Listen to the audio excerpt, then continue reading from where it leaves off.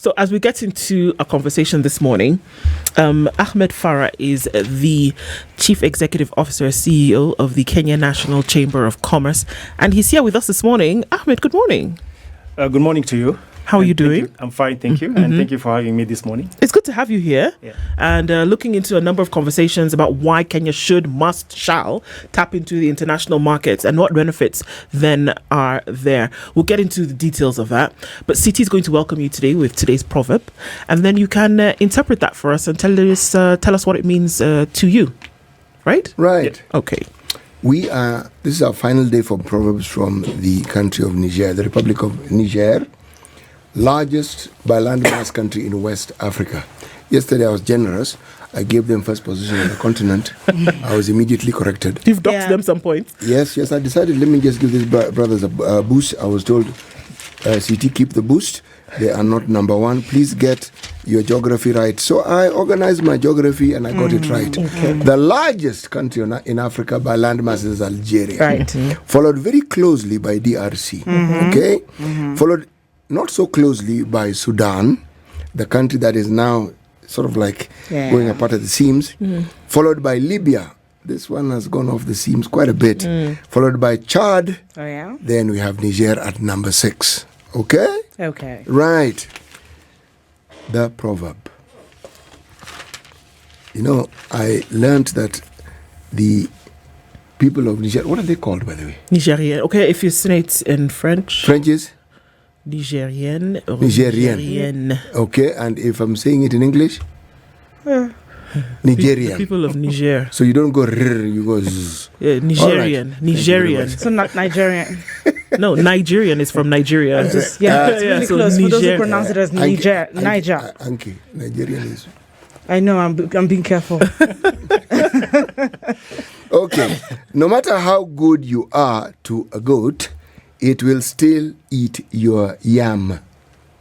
Meaning, if you're one of these animal lovers where you even buy it a hat and then you buy it a t-shirt written, I am not a goat. I'm a goat. Yes, I'm the goat. It will still eat your yam. Oh, yes.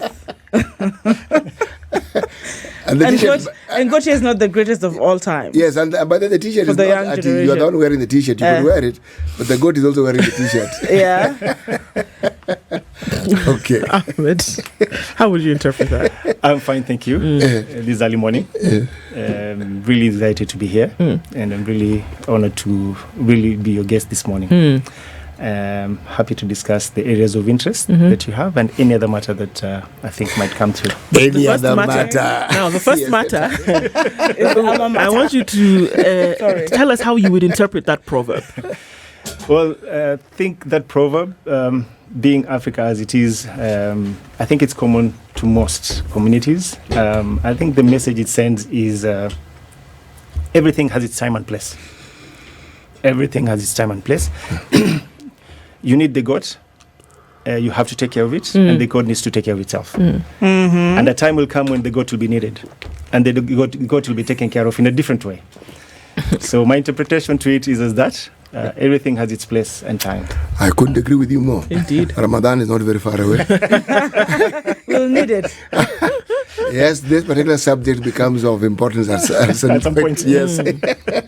Indeed. Yes. Okay, so I mean, from the very beginning, walk us through the Kenya National Chamber of Commerce and Industry. What does this particular Organization. what does the organization do? What is its mandate? So we are a business members organization, the largest and the oldest in the country at that, with presence across the country. So we're the only ones with a footprint in each of the 47 counties in Kenya, with our membership of no less than 50 companies as our members, representing all sectors of our economy. So our vision really as a Kenya National Chamber of Commerce is to support this business community, these business members, to create a vibrant and prosperous business environment for the country. We do this through facilitating trade, through trade promotion, trade expos, creating markets for our members, giving market intelligence, but also conducting B2B connections, B2C connections for our members, but also working closely with the relevant arms in the country to promote and support creation of a business environment that is going to allow our competitiveness to remain. It's been a challenge over time, but it's something that we do it on a day-to-day basis for our members. The largest members base for us are SMEs. Okay. And we're very focused to see how we can support our SMEs grow, access markets, but also position themselves in a way that they can start repowering their factories which have gone down for a while. They've shut down for a while, yes. Yeah. So do you look into, I mean, if we talk about factories that have shut down, you look into the reasons as to why they have, Yes. and then are able to bring them back on track. What are some of those that you've seen have been the reasons why business over time has shut down? I mean, CT keeps talking about the cottage industries that existed, a while back, and a good number of those don't exist today. Because of certain issues. I don't know whether it is capital issues or whether it is, relevance issues anymore. Cotton industries, for example, huge factories that existed, 10, 20 years ago that don't exist today. How do you look through some Not of even those? 10, 20, some 30, 40. You see, if you look at what we've just been told about the function and the nature of the Kenya National Bureau, here the Kenya National Chamber of Commerce. Yeah. Here, I'm going Kenya Bureau of Statistics. Chamber of Commerce is, you have to ask, what's the history behind it? Why was it felt that we needed to have a Chamber of Commerce To begin with. Yes. Right. Yeah. So Chamber of Commerce is a platform that connects businesses, a platform that create markets for businesses, a platform that provides intelligence for our businesses, and is their voice when they're going through difficult times. Basically, that's the essence of the Chamber of Commerce. And it draws its membership, like I said, from all sectors of the economy and also all levels of businesses, from the border riders to the large enterprises. So it does that internally. And then there's what it does externally. Yes. What are these things that it does externally? Like I mentioned earlier on, we're there to open doors for our businesses in international markets, simply put. All right. So international trade has always been there. The Kenya National Chamber of Commerce is there to facilitate that, to provide the export promotion services for our members through trade promotion, through exhibitions abroad, in markets of interest, through B2B connections where we find specific business in our country that has specific area of interest in another market destination that is an export market for us. We provide those linkages. We're the only business membership of organization that has chambers across all other markets. So if we're interested in, for instance, the European market, we have European chambers, and we have chambers for specific European member states that we can relate and connect with for our members. So how do you play in with national government? How do you play with G2G agreements that exist? Just recently, we've seen that the government has made an agreement with the UAE. We see that the Africa, Growth and Opportunity Act. We see the trade agreements that are made with Africa with different nations. So how does the chamber play with those agreements that are made on a national scale? That's a very good question. So, firstly, during negotiations of those bilateral trade agreements, we are usually in the room. And this is to ensure that the private sector voice is heard and taken care of as those dotting of I's and crossing of T's are done in the bilateral trade agreements. Then the next step is to maximize on the benefits of that bilateral trade agreement. And how do you do this? You come now and domesticate. You customize the opportunities the trade agreement has provided to Kenyan private sector. Yeah. And we do that by now unpacking the trade agreement, sensitizing our members on the opportunities on specific line benefits. Most of them will be duty-free, quota-free, access to that market.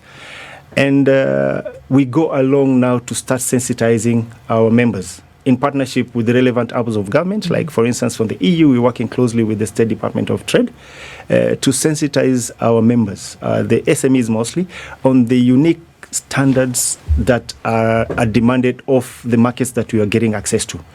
SPS standards, quality standards, basically market entry requirements. All right. That is one side of it. Then we also, like, for instance, the one you just made reference to, the Comprehensive Economic Partnership Agreement, which is the most recently signed. Just 3 or 4 weeks ago, we started engagement with the UAE Embassy as Kenya National Chamber of Commerce here in the country. We've started discussing on determining how we can pull together private sector through establishment of a joint business council between Kenyan businesses and UAE businesses that are going to meet regularly and handhold literally our private sector to make sure that the spirit and ambition of the agreement is kept alive and it's extended to our private sector. There's something called the is it CF conference? World Chamber Federation Conference. World Chamber Confederation Conference. You know what is interesting?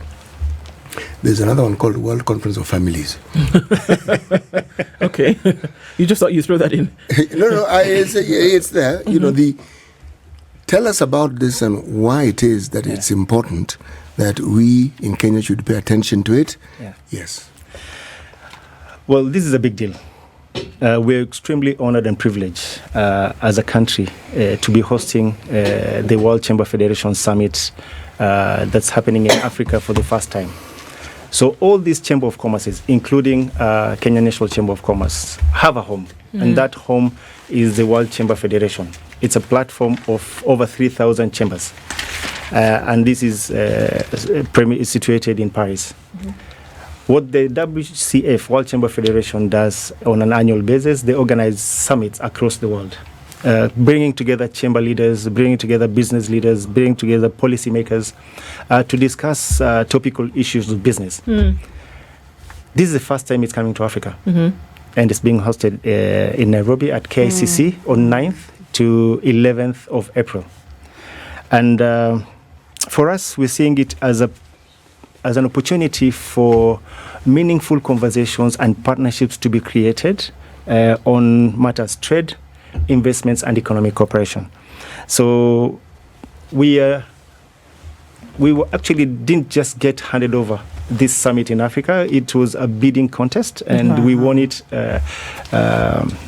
in a contest against Nigeria and South Africa. So we're not looking at only just bringing business leaders, chamber leaders, policymakers, innovators to Kenya to discuss matters trade and investments and economic cooperation, but also we've sold the magical aspect of Kenya. We were selling the naturally endowed, beautiful touristic features and attractions that we have for the world. And there will be also an opportunity for businesses, startups, innovators to carry out exhibitions. So this is the first time that this summit that is having on its side a platform for exhibitors to come and demonstrate their products, their services to the world. All right. Now, I think that's really good for Kenya, but I want us to go a little deeper. I know you just touched on the surface why, what you're selling about Kenya. But if I'm, invested or interested, I would want to find out what makes Kenya, all right, an attractive location for global business, because I think that's where we are targeting the global, businesses and investors. So what really makes Kenya the place for them? Well, so many good things are going on for us. we for a fact have a stable political and economic environment. Our macroeconomic indicators have been stable relative to the rest of the continent. We are the 29th fastest growing economy in the world, believe it or not. In terms of investment at momentum, in Africa, we are rated as the first in investment momentum. We received the highest startup capital in 2023 in Africa, for the first time trouncing Nigeria. Our human capital is rated number 1 on innovation and research. So there's so many good things working for us as a country. When it comes to geographical location, we are at a very strategic location, which is a gateway to East Africa and Africa at large. Logistics across Africa from Kenya is almost same for 5 hours across any part of Africa. We increase at a very rapid rate, becoming a hub for technology, finance, business, and commerce. And this augurs very well for our country as a platform for entry into Africa, as Africa comes together as one market. But it's really pleasant to hear that good side of what it is. But of course, it would be fair to also try and demystify what is being said out there, or what other companies that are folded might use as their arguments, as far as Kenya as a business, hub would look like. If you've heard some of these, including the taxes, you've talked about political stability, but if you just try and demystify some of these things that might be repelling the good things that you're trying to do, it would be a good thing. I think there are a few things that we have to put into perspective. The macro indicators across the world have been a challenge to most countries across all continents, not just Africa and not just Kenya. We've, as a world, come out from a difficult period through the COVID-19 pandemic. True. Global supply chains were disrupted. And this inevitably has affected all economies, including Kenya. Can we endeavor and push for a better business environment? Yes, and that's what we are there as Kenya National Chamber of Commerce, to try and enhance the voice of our private sector, address topical issues such as what you've just highlighted, tax. But let's not take away that from the opportunities Kenya presents. Right. Let's not take away that from the fact that Kenya remains an attractive investment destination hub. And that's what we are focusing on at the same time. So we have to run this on parallel. We have to continue voicing out for the private sector. Right. We have to continue advocating for a business environment that is conducive and will maintain our competitiveness, but at the same time leverage on the advantages and the values that Kenya presents to the international community on trade and investments. And even so, why is it then a good thing that this summit is happening on the continent this year? Why is it a good thing that it's happening? Yeah. Well, it brings the world to Africa. It positions and places Africa at the global stage on matters trade and investment. And it basically speaks to the world on Africa being not the next frontier. The frontier. It is the frontier. It's the present frontier for trade and investments. We look at this as an opportunity in Africa, by Africa, for the world. So we're saying to the world, come and do business with us. We are not just focused on, we don't want to focus on just aid. We want to focus on partnerships. We want to focus on economic cooperation. We want to focus on trade. And we have enormous potential in Africa. We want to take to leverage that for Africans, but we are available to trade and work with the world. If you think about it, the marketplace for Africa is 1.3 billion people with a GDP of 3.4 trillion. It's projected by 2050 that to grow to 2.5 billion marketplace. It will be, if not the largest, one of the largest.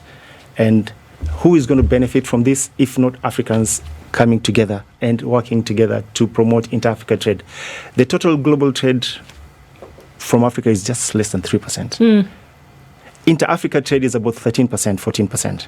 If you think about economics such as Europe, they trade between themselves to a level of 60% of total trade. Right. So the opportunities are immense, not just for the world, but more so for Africa. I think that's a very interesting point that you bring, but how can we insist, because one of the main issues that we're talking about this morning is the need to then jump onto the international market stage and start to do business, small businesses, large businesses, medium businesses. How can we jump onto the extra Africa trade without having raised the percentage of trade that African countries do with one another? We have to trade with one another. That has to be our focus as an economy in Africa. And it's such a low-hanging fruit, and there's a lot of work that has been done, good work, through the Africa Continental Free Trade Area Secretariat. The Africa Agenda 2063 has clear dreams for Africa. And there are so many protocols that have been established already through the Secretariat that are opening up doors for businesses in Africa to work together. But international markets will still remain important. Just to give you a flavor of our economy as a country, our total exports in 2023 is just shy of $7.5 billion. But the total trade and opportunities across the world is $25 trillion. We have barely scratched the surface for the international market. So as African economies, we have to make a decision. We have to grow. We have to diversify economies. We have to value add the products that we provide. To which markets do we target? Again, it's going to be a strategic decision by each of the economies. But the African market presents enormous opportunity that we can tap, and we'll still continue trading and cooperating with international markets. Let me give you a perspective. Yeah. If you look at Kenya, I'm looking at what the Minister for Finance said. He said the verified and paid bills due to MSMEs were almost 480 billion. Okay? Verified. That's what he said, verified. Which, you know what that suggests? It's more. Yes. But what has been verified? Yes. And he says, and I'm saying this is roughly 95% of total unpaid bills. Yeah. Okay? Many of these people are your members. 100%. Now, two questions. One, does the Chamber of Commerce have any clout, or what does it do to enable their members to actually get paid? Okay, that's question number one. Yeah. Then I'm dovetailing it to the issue of trade that you say we must enhance and look at is it the global north and what it is that they're able to do. It's very simple. The industrialists and commercial enterprises have power and might. On our continent, it's the politicians who have power and might, and they make terrible business people by and large. So now, let's start with the first one. What is it that the Chamber of Commerce is doing to help the members get the money that is due to them? Because part of what hampers growth is something of this nature. 100%. I fully agree with you, Siti. The reason why our members are struggling is, and to the point that I made earlier on, our factories are shut. And for as long as they remain shut, it doesn't matter how many bilateral trade agreements you're going to sign as a country to open up markets for our members. They're not going to access those markets. Right. Ahmed Farah, the CEO of the Kenya National Chamber of Commerce and Industry, joins us this morning. And I just want to go through a couple of questions that we have from folks who are coming here. I mean, in relation to the summit that's happening in Nairobi in April. And a question from David is, does the Chamber have the database of companies that are closed down, and why? Yes, we do. We do engage regularly with the relevant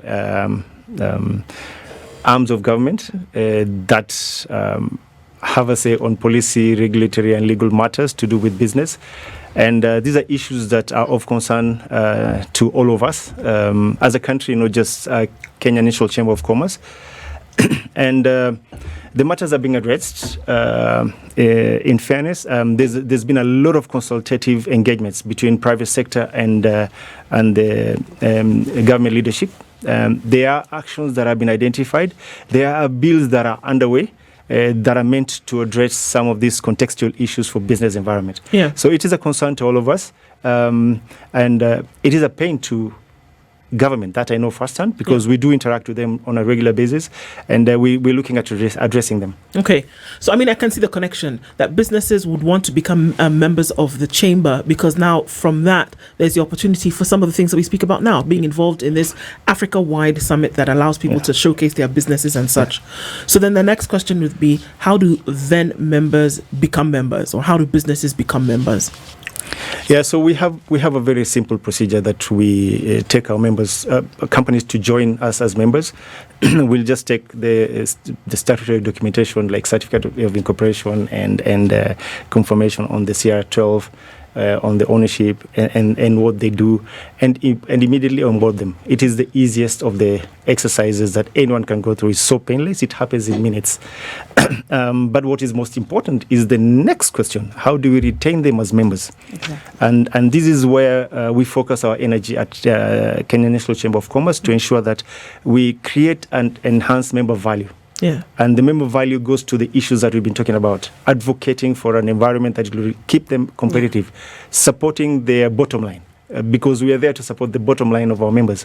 And how do you support bottom line of our members? Is to create those markets, provide them with an opportunity to access those markets, and also access finance, so that they can produce to access those markets. Yeah. So basically, in summary, that's the hypothesis at which Kenya National Chamber of Commerce operates in.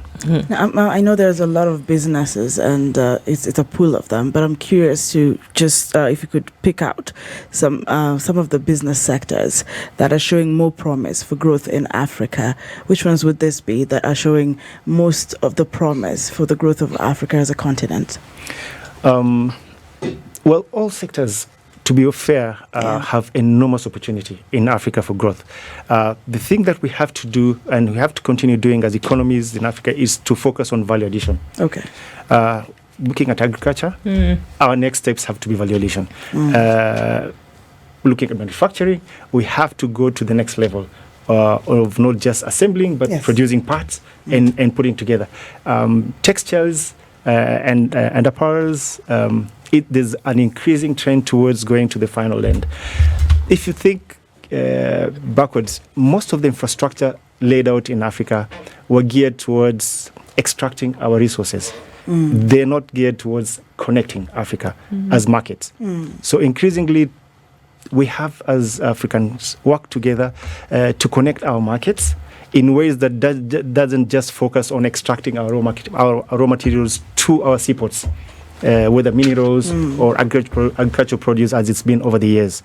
And there's a lot of progress towards this. And of course, leverage on technology. All right. And that is the increasing trend in all sectors, Okay.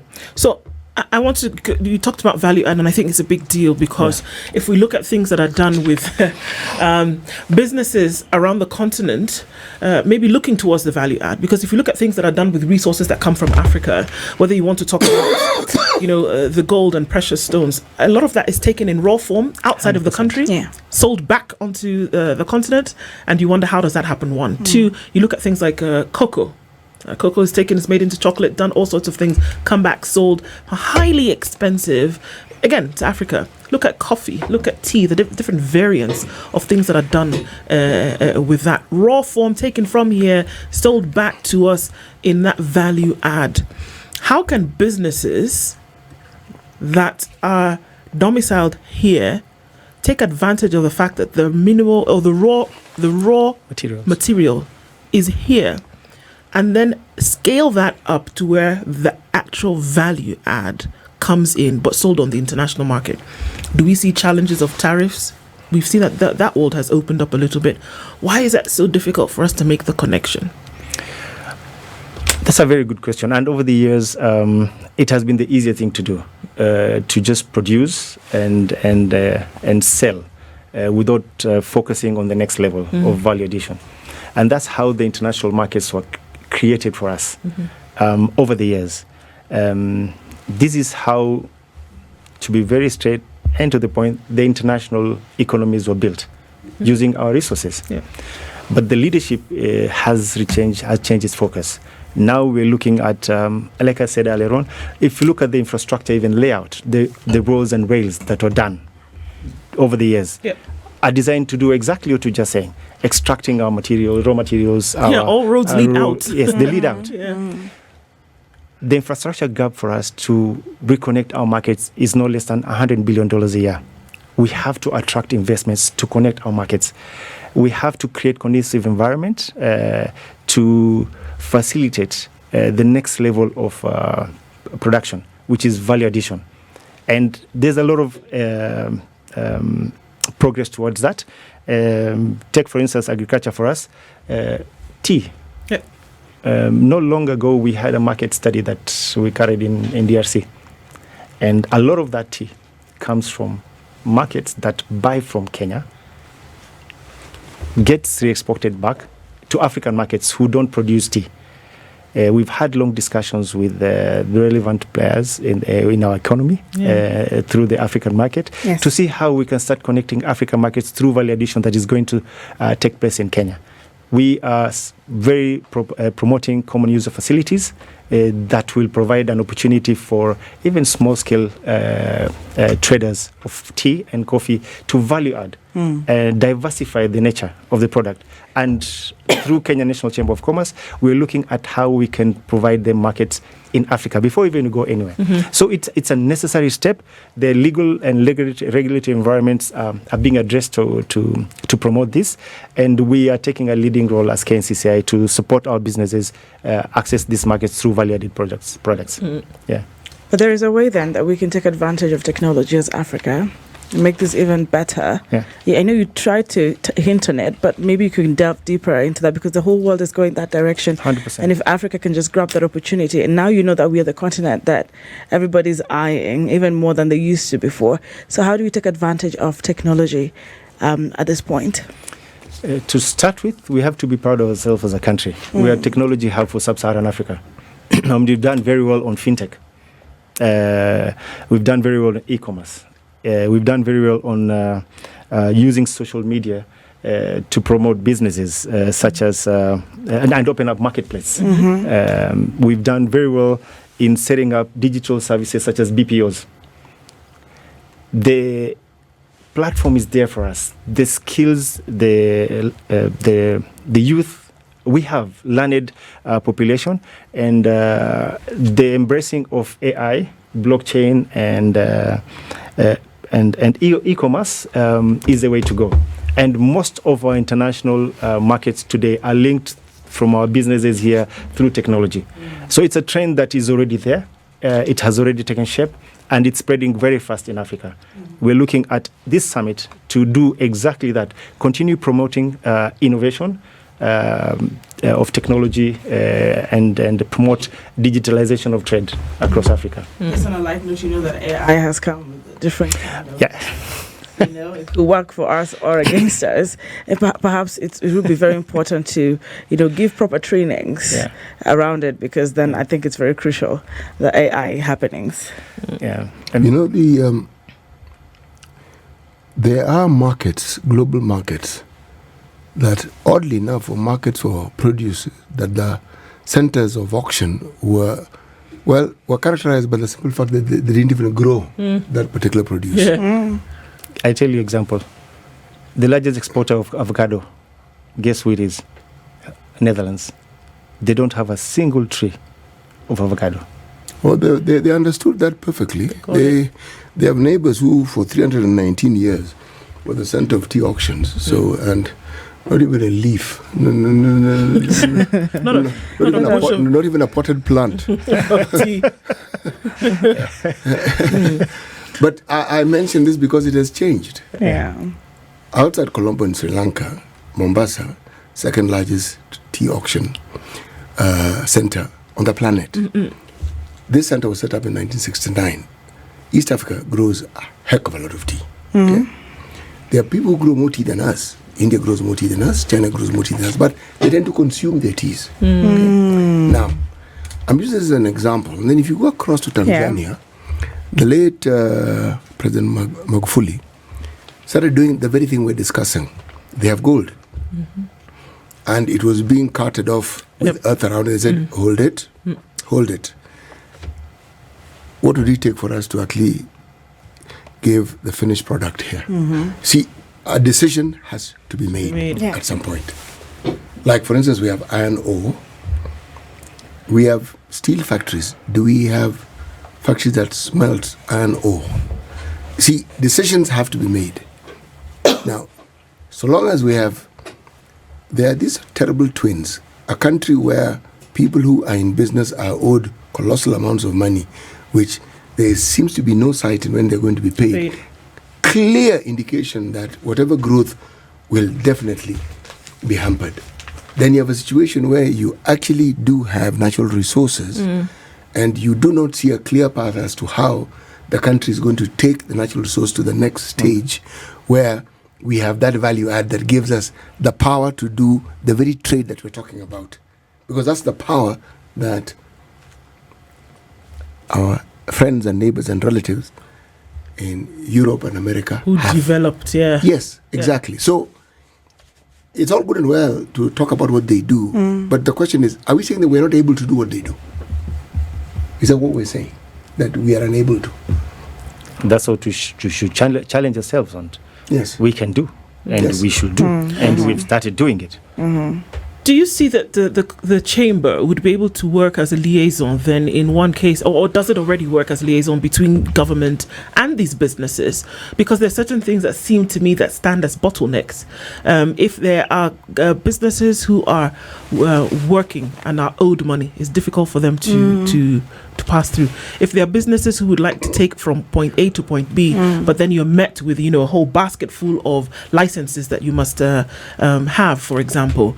If we have the agreement, for example, that was done between the UAE and Kenya, and we asked this question to the PS the other day in terms of what implementation infrastructure is in place to ensure that this agreement does not go up like, one case in point, AGOA, whereby the project or the act was in place for decades, but then can we see that something was actually done with the opportunity that was presented?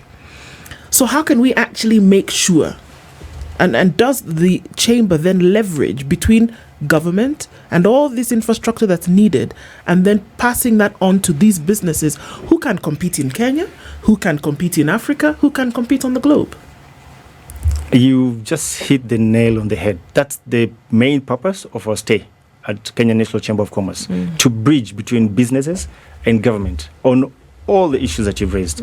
All these pain points that our businesses go through are our pain. And that's what keeps us in office and on a day-to-day basis engage with government. For our members to access these markets our country has signed through this bilateral trade agreement, they will remain in the shelves for as long as private sector is not involved.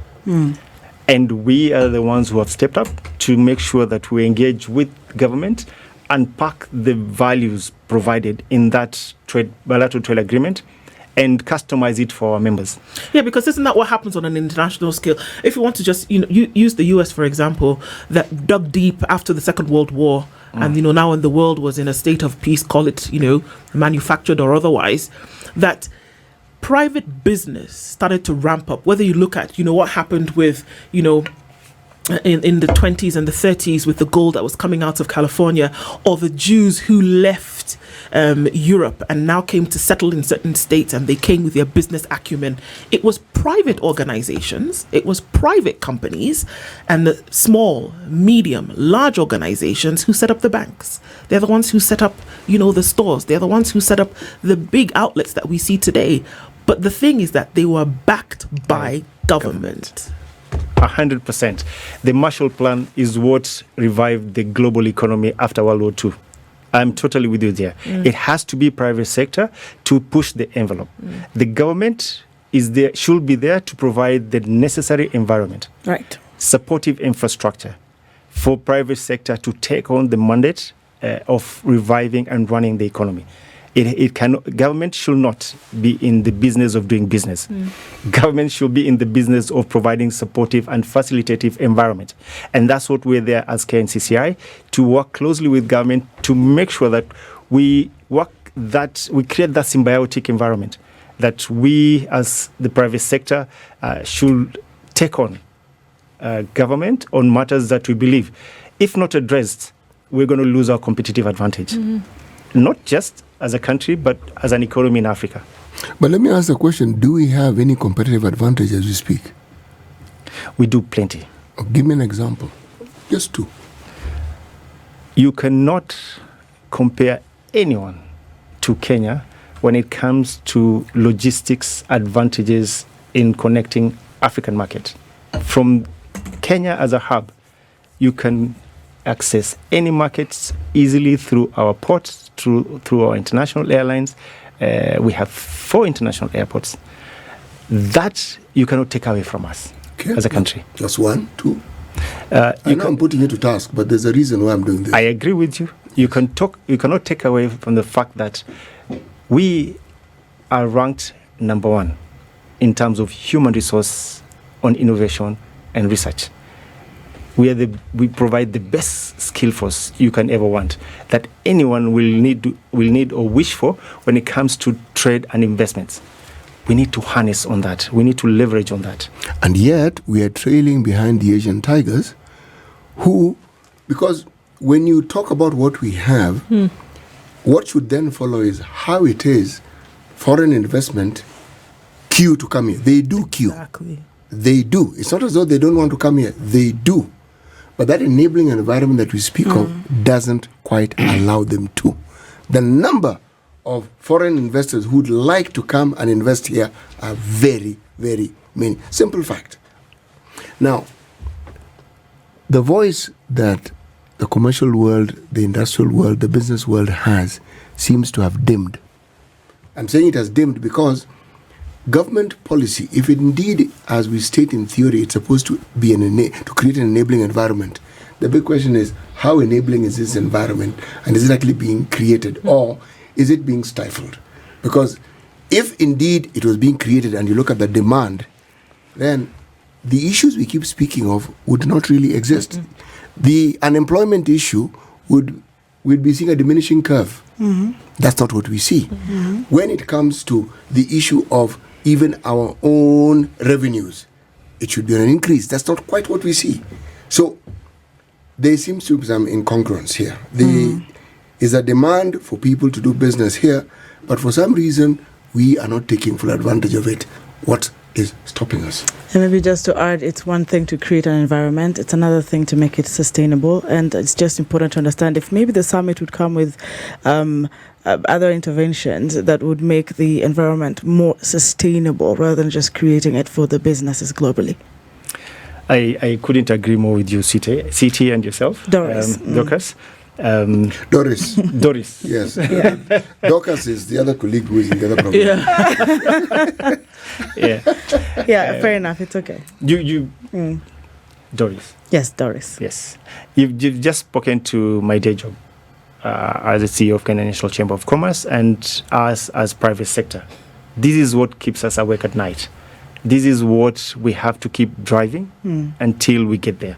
And this summit is going to provide an opportunity to have deeper discussions at a much higher and global level on issues to do with policy, issues to do with legislative environment, protocols that need to be adopted at the continental level that can be cascaded to bring down the walls of our borders for us to work together as one market in Africa.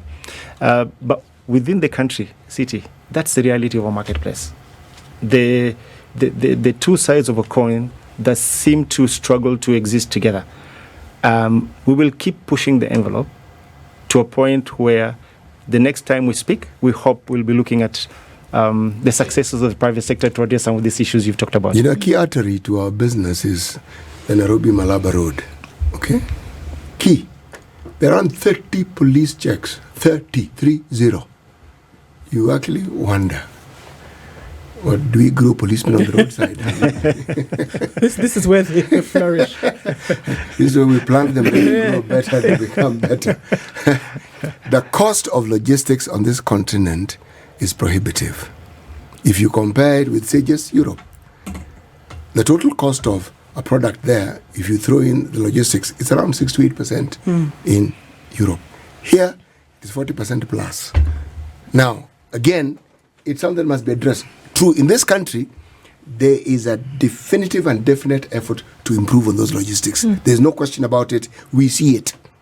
There is. The problem is, we are scratching the surface. We could do a lot better. And I agree. Yes. I agree 100%. And comparing ourselves to the poorer neighbors, man, if we are doing well, how badly must our neighbors be doing? We don't want to be the tallest among the pygmies. No. I agree with you. Yeah, it Must be much better. I agree with you. Must be much better. Well, look, the summit happens in April, and that's where businesses will then have an opportunity to showcase, what they can do, and then look at opportunities for what business can present itself on the continent. And I'm rooting for Intra-Africa trade first before we go anywhere 100%. else. That's what I'm rooting for, and I hope that becomes, the swan song, even as you go into this. But I want to thank you for being here with us this morning. Ahmed Farah is the CEO of the Kenya National Chamber of Commerce and Industry, and he's been our guest this hour. This is the Situation Room, the only way to start your day.